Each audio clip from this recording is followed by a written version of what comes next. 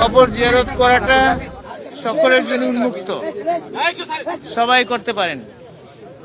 সেই হিসেবে আমি ব্যক্তিগতভাবে আজকে আমার আবেগ থেকে, আমার অনুভূতি থেকে আমার নেত্রী এবং আমার নেতার কবর জিয়ারত করার জন্য আমার মন চাইছে। সেই জন্য আমি সকালে ঘুম থেকে উঠেই এটাই প্রথম এরাদা করেছি এবং এখানে চলে এসেছি। কোনো এটা রাজনৈতিক কোনো পরিকল্পনা বা কোনো সিদ্ধান্তের বিষয় না, এটা আমার ব্যক্তিগত আবেগ। চুল পড়া অনেক কমে গেছে, থ্যাংক ইউ মা। চুলের ভিটামিন জুই মাল্টিভিটামিন কোকোনাট অয়েল।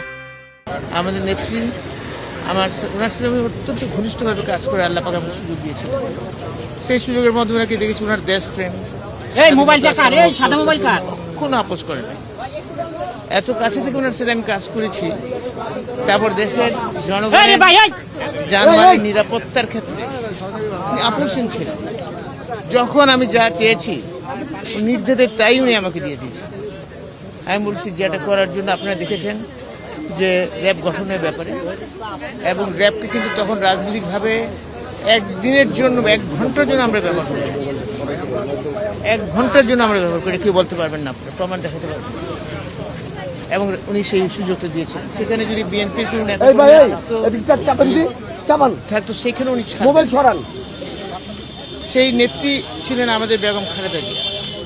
স্বাধীনতা সার্বভৌমত্বের ক্ষেত্রে আর অনেক ঘটনা আমার ভিতরে আছে, আমার অনুভূতি।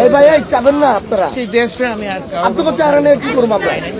উনার ছেলে আমাদের বর্তমানে একটি চেয়ারম্যান, উনার মধ্যে আমি দেখেছি সেই মোবাইলটা ঢুকে গেছে কে ওনার মানে সহধর্মিনী বেগম খালেদা জিয়া এবং ওনার ছেলে।